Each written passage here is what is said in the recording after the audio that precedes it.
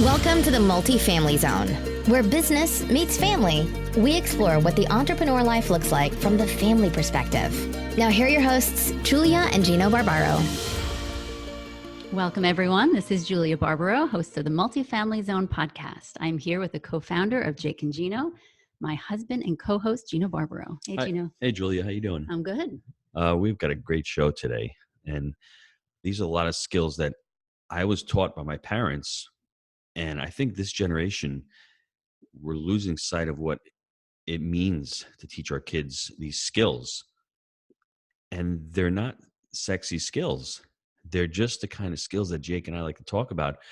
You have to grind it out, and things that you don't take for granted when you're a successful person. Looking back on your life, what are those few skills that you wish you had taught your kids, or you wish that you had been more proactive in doing?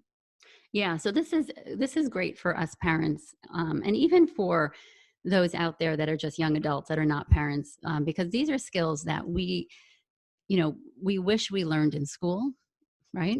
Because this is something that they don't normally teach. So this is on us, on the parents. And if we're not parents, we can still adopt these skills and learn them right now. I think parents need to adopt them as skills. And as I said in the podcast last week, our children emulate us. If we're overweight and we're telling them to be healthy and we smoke, are they going to really listen to us? We have no credibility. So for us to teach our kids these skills, we really have to be following through on these skills. They're not very difficult, but we're going to list about 15 or 20 different skills that I've pulled and my wife has pulled from our lives that have really made our lives really successful. Yeah, no, that sounds good. The first one, which is so important to me, is to be on time. And this is funny because when I was thinking about this one, I remembered back in the day when my husband and I used to work together. Before we were dating, I was always late every single time. Drove me nuts. And I was thinking about the reason I was late, because I wasn't late to anything else. I was only late to things that I didn't want to do. So I was always late to school because I didn't want to be there. And I was late to the restaurant because I wanted to get your attention. Oh, wish I'd known that. But it's really important. So let's break it down why it's important to be on time. And I think maybe you want to have preparation and timing at the same thing. You need to have respect for the other person. Showing up late to an event, to a podcast, to an interview, to school, to dinner, at the dinner table. Mom calls dinner. It happened last night. Everyone, I was sitting on the couch and I was to blame also because I was comfortable and I'm watching show. I was watching a TV show, a movie, and I sat there for a second and said, you know what? If I don't get up off the couch, no one else will. And I see her, and that is so disrespectful because she spent over an hour cooking and preparing the meal. It was good too. It was really good. That's besides the point. It's good all the time. But really, that's not showing respect to somebody. And people who are super successful, they're always on time to where they're going. There's no excuses. They don't say, oh, this traffic held me up or I ran over to another meeting. That might happen very rarely, but they're always on time. They schedule it out and they have respect for the other person. That is, I think, one of the most important skills that you can learn. One of the things too to remember is when we're teaching others to be on time and we're not, just like Gino was saying before, and we're not on time, that's something to think about.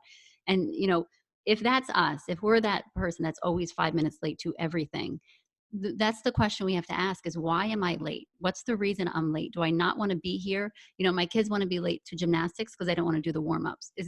So you have to think there's always a reason why we're late. And the thing is, I watched my son who he's dual enrolled. He goes to a college class every morning. He goes, and I watched him. I said, if you leave at a quarter after, you'll be there on time. You'll be there with enough time to park, get into class, sit down, and wait maybe 5 minutes, 4 minutes, whatever it is. And I watched him every single day be late. And it was very interesting. It was 10 minutes every day. And I thought, that's interesting. And I watched him over the weeks. And I said, Michael, what's the reason why you're being late? He's like, I can't get everything together. And I said, no, because if you wanted to be there, you would be on time. And so then after that, every time I'm like, all right, let's try to figure out ways to actually leave on the exact time that we want to leave. And he did. It took a couple times, but he figured out a system that would work. And I said, walking into a class where the teacher is already speaking, like Gino said, is so disrespectful. So think about being on time too. It's structuring your day. When you get up, everything's ready to go. That's part of being on time. Have your bed made, have everything done, eat breakfast, maybe pull stuff out the night before, have it all ready to go to be on time. That's the first Like a one. preparation. The second one is to plan your day. Now, this is a hard one because most adults don't plan their days, their weeks, their months, their years. Planning your day and your week is so important, especially when you're in college. You know what classes you have to go to. You want to plan out how many hours a day do you want to spend. You don't want to wait 2 hours before a test to start studying for it.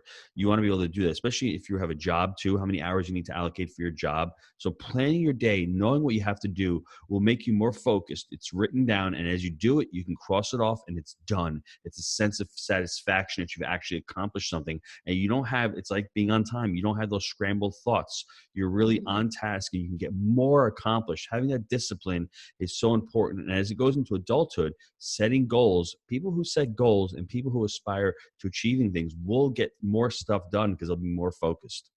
It's funny because, as the mom in the house, I have to know what everyone's schedule is. So that could be a challenge. But so I figured it out. We do online. We do it on the Apple computer. I have everyone's schedule in a different color. We have the family schedule. I have Gino's schedule, my personal schedule. Gino's is the most important, It is. right? It's the red one, just so you know. I'm bleeding over here, right? The family's is yellow because it's light and fluffy, But it's important to know, as a parent, we're the leader. We're the leader in the house. So we have to know what's going on. We have to be prepared for what's going on. So when someone has something to do, I need to know. So it's important to somehow, in your own way, everyone has a different life, a different schedule. Figure out what works. Try something. If it doesn't work, change it.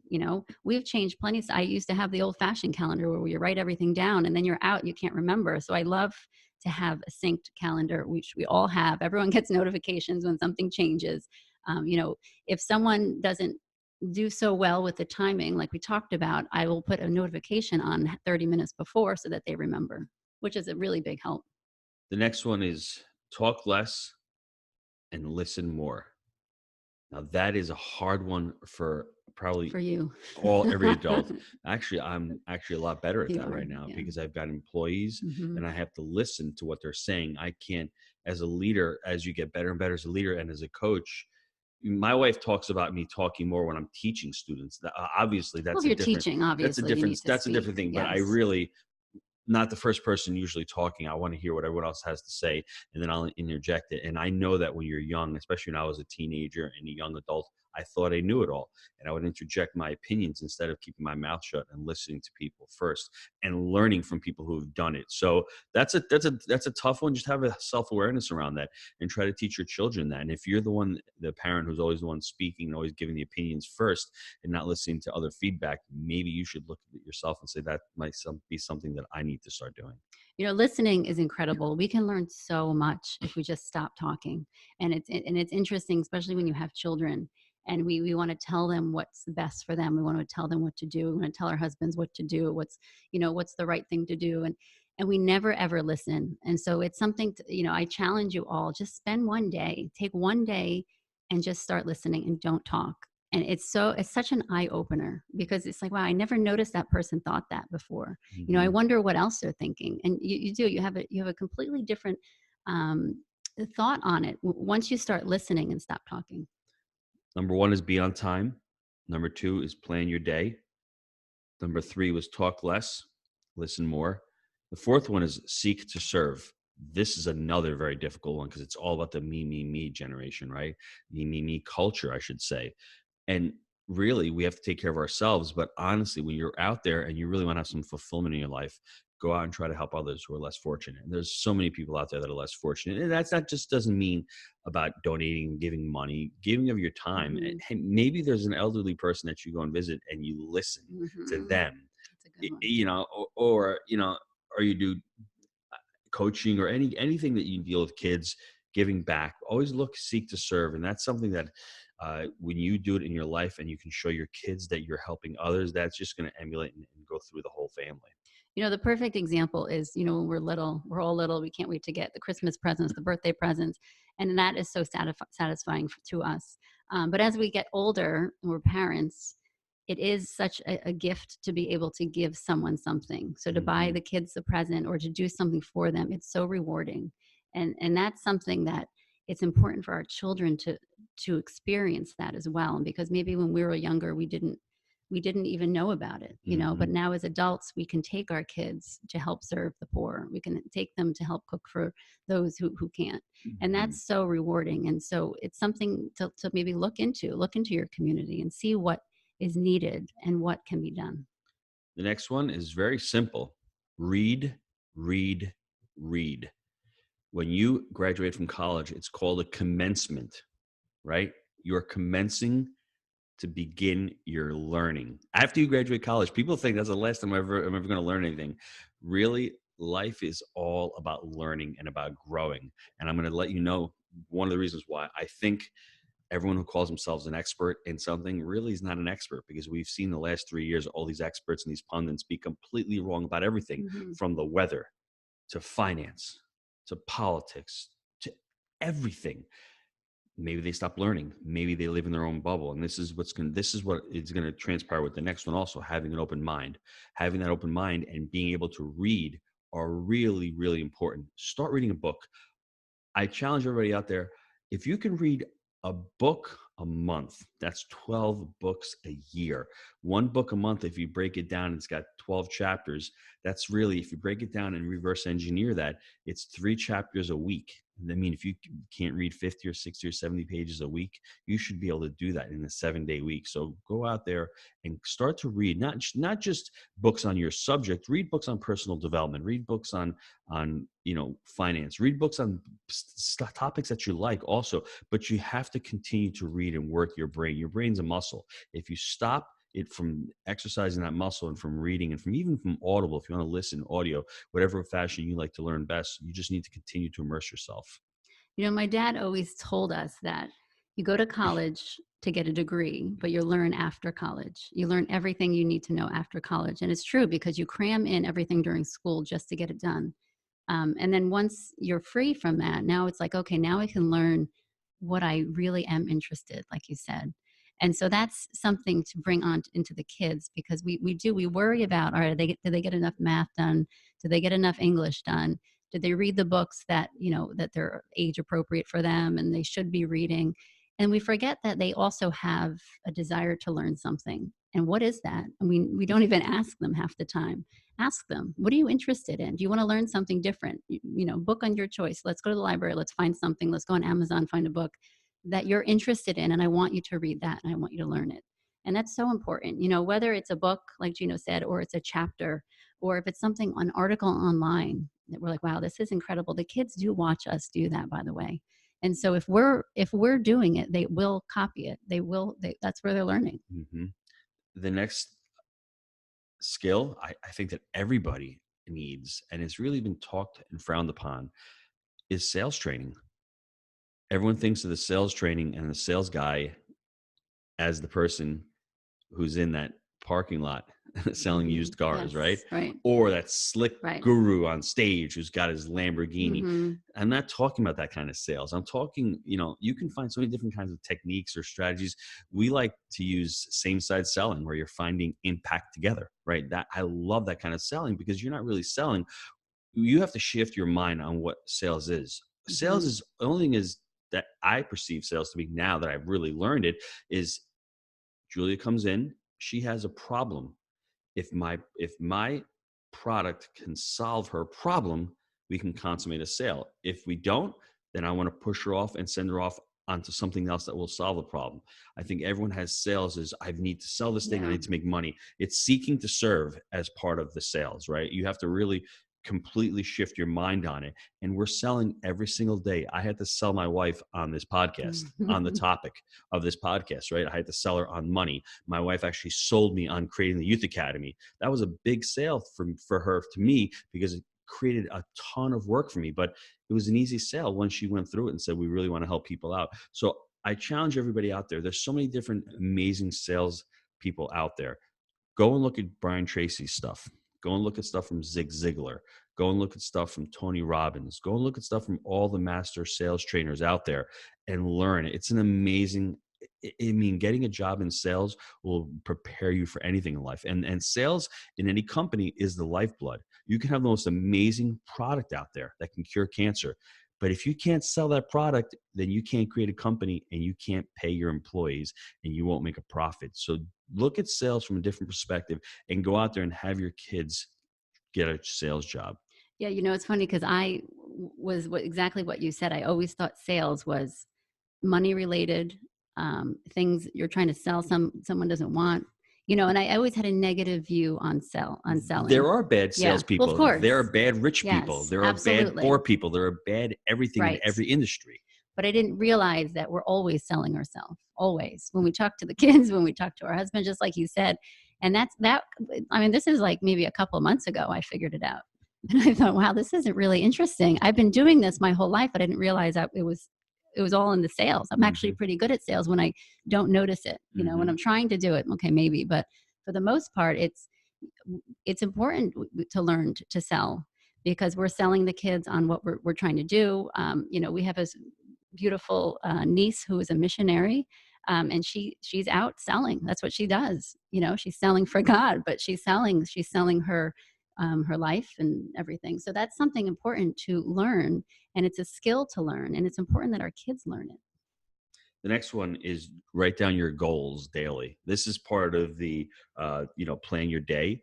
If you can start writing down your goals daily or weekly, what do you want to accomplish for the day? Get that one big thing. It gives you momentum for the next day, and it makes you feel good for the day. So if writing down your goals and let's couple that with the daily affirmations. A daily affirmation is, I will get this done. And that's really powerful. So think about your goals, what you want to write them out, and you want to think about those daily affirmations.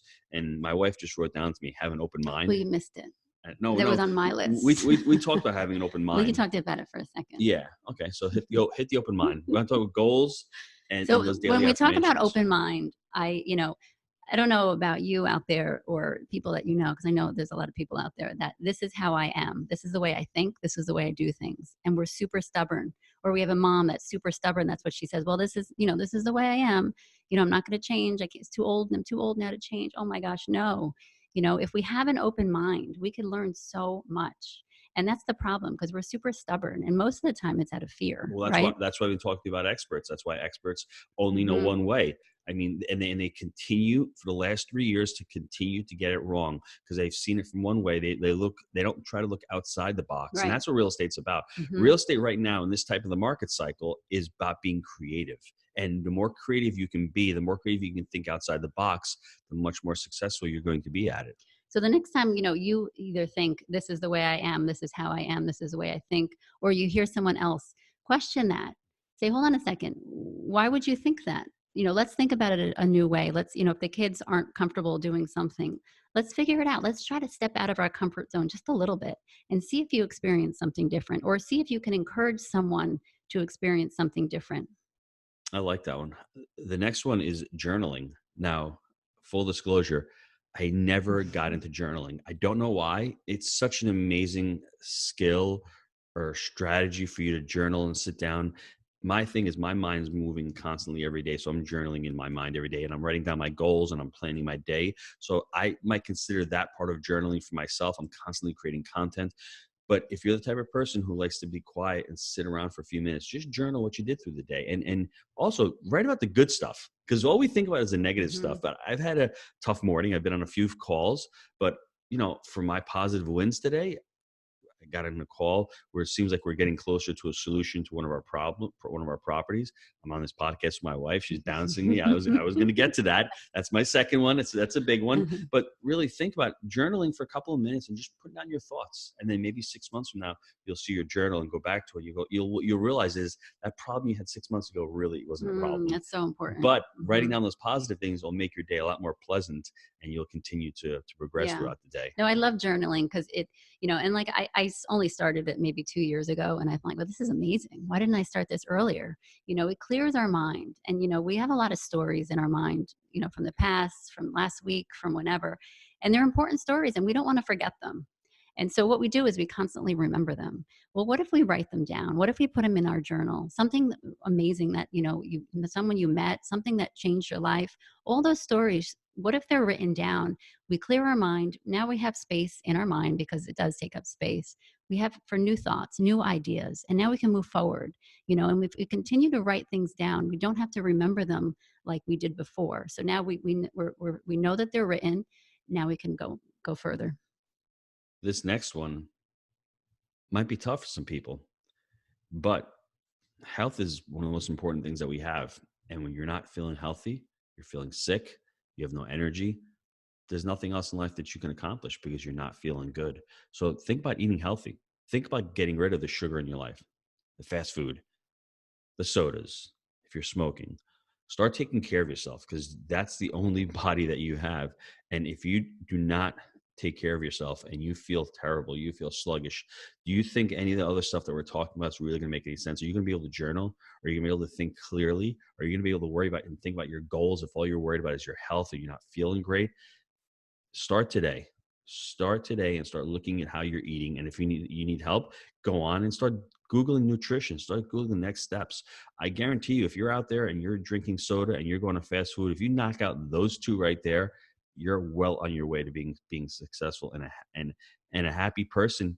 I would say happier, but also you're going to feel your energy come back. And you really have to figure out what works for your body and what works for my wife's body. We can eat the same. We're very different. Yeah. But we're very different. So it's really important, to take control of your health. And as you get older, it's going to become even more prevalent. What you do in your 20s affects your 30s. What you do in your 30s affects your 40s, and so on and so forth. So take control of it today. There's no excuse that you can't start eating healthier today. This has always been a struggle for me because I just adore sugar. It's my favorite. Chocolate. Oh, cookies are a favorite. But at the same time, I am an example for my children, and for my husband and for everyone out there. I'm not a crazy health nut, but I do try my hardest to eat as healthy as we can, especially because we're home. I could cook 3 times a day. I can make healthy snacks. That is in our control. And that's so important to remember that we are in control of that. We are in control of what we eat. And when we have younger children, we actually at that point are in control of their habits. I do wish that, we ate healthier growing up. We didn't happen, but now I could change that because I'm an adult. And that's so important to remember because we always blame our parents for everything. I had one extreme and the other, you know what I mean? So it was kind of like a tug of war. But, it's important that we remember that we're in charge of our decision making and what we have for lunch. And that's important. It does. As you get older, I'm noticing that, I don't do so well if I eat junk food. Mm-hmm. Julie, we've called these skills. What I'm really thinking about is that they're skills and habits, right? Mm-hmm. I mean, habits. So the next one I think is one of the most crucial ones to financial success. People don't do it because it might be hard to beginning or they don't think it's really important. And looking at our government, the government really doesn't do it, right? It's budgeting. It's income versus expenses. It's slavery and debt versus freedom and choices. If you're spending more than you're making, there's something wrong with that. There's something wrong in your life. Doesn't matter whether you make $1,000 a week, $10,000 a week, $100,000 a week. I know people who earn 7 figures that are close to living paycheck to paycheck because they're living above their means. It doesn't matter how much you make. It matters what you keep. And it really comes down to what's going on inside you. These objects, these things, they're not going to make you happy in life going forward. So how do you combat that? Really create a budget for yourself. What your income is coming in and what your expenses are. And I've done this with my children. One of my oldest daughter, Gabriella, she has a couple streams of revenue coming in. She has money coming in from working at Jake and Gino. She has money coming in, she makes jewelry, and she has money coming in from working at a hotel. So those 3 are her income. Find out what your income is coming in every month and then allocate it to what your expenses are. You're taking control. You can do your budget and all of a sudden you see, hey, I've got a lot of Amazon expenses here. What am I spending on Amazon? I want to spend less there and maybe I want to go out to dinner once a week more, whatever that is. The budget is so crucial because it will take you under control. Numbers don't lie. You cannot spend more than you make. That is financial suicide. That's what's going on with the government. That's what happens when people get into trouble. Once they get into trouble with that, then everything else starts unraveling and they can't think of anything else. When you don't have any options and you have that debt hanging over your head, that's one of the worst things that you can have. I mean, this goes back to responsibility, I guess, right? Mm-hmm. So, as a parent, if I'm going to be all spending, going crazy shopping all the time, of course they're going to follow. You're probably really lucky I'm not into stuff. I'm not really a big shopper. But it is nice. It is nice to have stuff. It's nice to have nice clothes. It's nice to have, fun toys. It is nice. It doesn't bring you happiness. It brings you maybe temporary comfort and happiness, but long term, it's the inside. It's are you happy inside? Because once you're happy there and you have joy just about life, all that stuff is fun, but not necessary. Let's couple that with paying bills on time. Budgeting is important, but if you're racking up credit card debt and you're not paying your bills on time, you're not fulfilling your obligations. That's what your mind, your subconscious is telling you. If I'm not paying these bills on time, I'm slipping and not doing what I'm supposed to do. So if you're going to take out credit and you're going to start buying things, make sure you pay those bills on time. It's important that you do that. And that leads to discipline. Having the discipline when you're a young adult and you become an adult, you start having a family, you need discipline to do certain things, especially the budgeting. Budgeting is hard in the beginning, the first 3 or 4 months, like any other habit you create, but I will guarantee you, I'll promise you, you will save about 15 to 20% of your money by creating a budget, by being really diligent and doing that every month. Yeah, no, the discipline is important. And again, our families are watching. It's funny because just this morning, my son teaches the 4 girls piano. And they're talking about the piano isn't working right and is actually not able to be fixed, just so you know. And so we're talking about getting a new piano. I just didn't hear that. Yeah, so. This is new. I thought I'd just bring it up right now. And so my thought was... You're killing the budget, by the way. Just want to let you know that. If everyone practices for the month every day and they are starting to get into their habit again like it was, we would consider getting a newer piano. Is that a good deal? You're not selling me right now. So we'll for the kids' education. We will talk about that offline. I'm probably going to have to buy a new piano, everybody out there. So any donations, you can send them to Gino, jakeandgino.com. So, wow. Yeah, that was fun. It was really great. But you know what? It's what happens. No, but it's important that they also learn what I was trying to get at is that to value what it is you're asking for. I know that they all do play music. So it's not like it's just a whim of, hey, let's try to play music. It's something that it's part of their education. You know what I mean? Mm-hmm. So, yeah. Wow. We have one more. And I think this one's really important. I think to me, it wraps up everything else. And I learned to do this at a young age because I remember when I'd go to work with my dad. I was 8 years old. I remember doing these jobs. I was Windexing the walls. I was in the kitchen with my father, cooking with knives and everything. It was crazy. And it was hard work. Hard work is really important. But I think every leader and every entrepreneur lives by the motto, at least for me, is do what you say you're going to do. If you're going to get on a call with somebody at 9 o'clock in the morning, things happen, get on the call. If you're going to send out that document to a broker, send out that document. If you're going to underwrite a deal, underwrite the deal. If you have a meeting set, go to the meeting.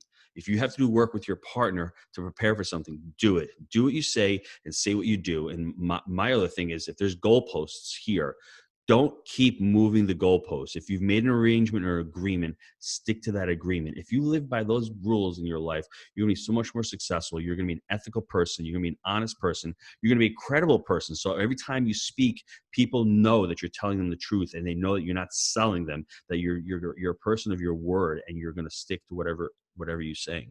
Yeah.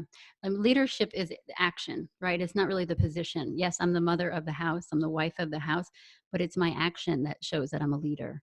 And that's so important as a parent or as a wife, as a sister, anytime where we're trying to encourage someone else, are we the leader or are we the follower? It's something to think about maybe in the next coming weeks. Is how are we choosing to lead others and which path are we choosing to lead them on, especially our children, especially our loved ones and our family. It's something to think about. And if you're not satisfied with where you are, how are we going to change? Mm-hmm. Let's take a quick break to hear from our sponsors. Gino, I know a lot of our listeners are wanting to take their multifamily investing business to the next level. I know that you've been hard at work helping Jake and Gino students do just that using our framework. Can you explain to the listeners how they can get our help? Guys, we've been hard at work growing our community of like-minded investors, and the results of our members has been nothing short of incredible. We're looking to grow this amazing group. What we're looking for is those who want to follow our proprietary framework that we've created. Buy right, manage right, and finance right. Leverage our connections, education, and mentorship as ways to take your business to the next level. So if you're interested in finding out more about how you can become a part of our amazing community, apply to work with us at jakeandgino.com/apply. Now, we've gone through a lot of different skills/habits to learn. I'm going to recommend a few books here on what I think your children would love to start reading. Maybe you start reading, having a different mindset. The first one is Atomic Habits by James Clear. I love this book. It's really all about goal setting, but it's about creating these habits. How do you create a habit to become a person who's on time, right? To plan your day. These are all tasks. What happens is that our brain is so efficient that we create habits so we don't have to think about it. When you get up in the morning, you make your bed, you brush your teeth, you don't even think about it. How do you incorporate other habits? It's all about taking those baby steps. And in the book, James Clear goes through that. So it's really an awesome book to read. A couple of the recommendations for, young adults / parents who want to get into the personal development / education space. The Go-Giver, which is Seek to Serve by Bob Burg. We had a podcast with him about a year and a half ago. Amazing book, awesome book. The Richest Man in Babylon is going to start talking about financial habits. You all need to read that book. Wheelbarrow Profits and The Honeybee from us. Those are two really great books as far as multifamily education and building a business. Think and Grow Rich by Napoleon Hill. I mean, that may be tough, more difficult for the young adults, 18, 19, 20-year-olds. But when you get in your mid to late 20s, that's a book that every single person needs to read, because all the gurus and all the thought leaders today have ripped off from that book and have taken a lot of his principles out of that book. Obviously, Rich Dad, Poor Dad. If you're still on the fence, hey, I'm not sure about what financial freedom is, I'm not sure about financial education, read the Rich Dad Poor Dad books, especially the earlier ones, because they're written in parable form.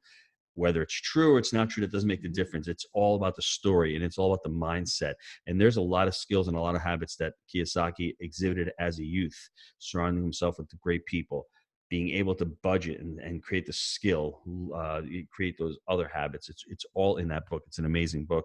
And the Cash Flow Quadrant book that he has, start thinking whether you're an employee, whether you're self-employed, business, or you're an investor. It's really important that you start reading these books and start changing your mindset. Yeah, all these habits, all these skills are so important, not only to us, but everyone around us. We are the example for everyone. And I'm not just talking about in the house, I'm talking about out too. And that's important. So what type of person do you want to be? What type of person are you trying to let other people experience? Because that's so important. What kind of skills do we have? What kind of habits do we have? We are able to change them and make them better. And a lot of us think that we can't, or we're not able to. Of course we are. Just one little step. Everything that you want to change, just take one little step toward it, and it'll just keep going. Wow. Next week's podcast is all going to be about good money habits, right? Because we want to start building on these habits. This is all for our young adults and for our young parents who haven't really traversed these waters yet. And when I look back at what I've done for my children, I'm trying to set them on the path for them to be successful, for them to really, it's ultimately about wanting your children to be responsible for their actions. Right. They were going to make mistakes. We all make mistakes. This truly successful ones, and that's probably should have been mentioned, or the skill of the habit is, I messed up. What do I do from here? Because we're all going to make mistakes. We're going to all overspend. We're all going to be late. I mean, so the person who's really, really successful in life ultimately says, I was late to that meeting. It was my fault. What can I do to make up? Right. Not I was late to the meeting. I had no hot water. Yeah. There was traffic. The car didn't start. I had to stop and get gas. I did my coffee. That's great and all, but that's not being responsible. Ultimately, look around anybody who's really successful in their lives, whether it's moms who stay home, moms in the offices, dads in the offices, dads who are leaders, moms who are leaders. They all have one trait. They all bear responsibility for their actions and for their lives. Yeah, no, that's super important. And it's also important that the kids know when we make a mistake and know our past. And we know, we have a lot of children and they're all 5 to 20. And the older ones do know when we make mistakes, especially in the past. It's like, oh my gosh, we should have done it this way. And it's important that they know that, because we're trying. We're all trying to figure this out. And, we're doing the best we can, and we're all learning. And every time we make a mistake, we're like, all right, we need to fix this. How should we change it? I just learned another one right now, just thinking about it subconsciously. Let me throw another skill or habit. Ask for forgiveness, because I've done that a lot with my children. I'll do something or say something really stupid. I do that from time to time, just to let you know. I'm just going to stay quiet. and then I look back, I'm like, wow, I shouldn't have said that, or I shouldn't have done that. Ask for forgiveness. That's a skill that we have to teach our children. It's okay when we're wrong. Right. Ask for forgiveness. Say, I'm sorry that I did that. Really important. That's so important. And it's also important amongst spouses, because we do mess up all the time. My husband comes in sometimes irritated for who knows what, and he'll just start yelling, right? I'm just kidding. That's me. I'm just playing with him. Well, usually she's got low blood sugar, so she's really hungry or cranky. And I'm like, really affected by that. But it's important to say, listen, I'm really sorry. That was so, I really didn't mean to do that. I did mean to do it because I did it, but please forgive me. Let's get past this, because that's so important. Because when we hold on to that resentment, and the time goes on, the day goes on, and all of a sudden we like forget what it was. It's like, all right, let's just take care of it right now. So if there's someone out there that you have some kind of resentment for, call them up, make a conversation. Who cares? Just get over it. Half the time it's just nothing. And it's so nice. It's almost like when you clear the air, everything else around you is calmer and your mind is calmer. And that's so important. So I challenge everybody out there, look at the show notes. We're going to have all these habits and skills down there. If you want to go back and listen to them, I'm sure that a lot of you who listen to our show are already exhibiting a lot of these skills and a lot of these habits, or else you wouldn't be listening to Multifamily Zone. You wouldn't be part of the Jake and Gino community.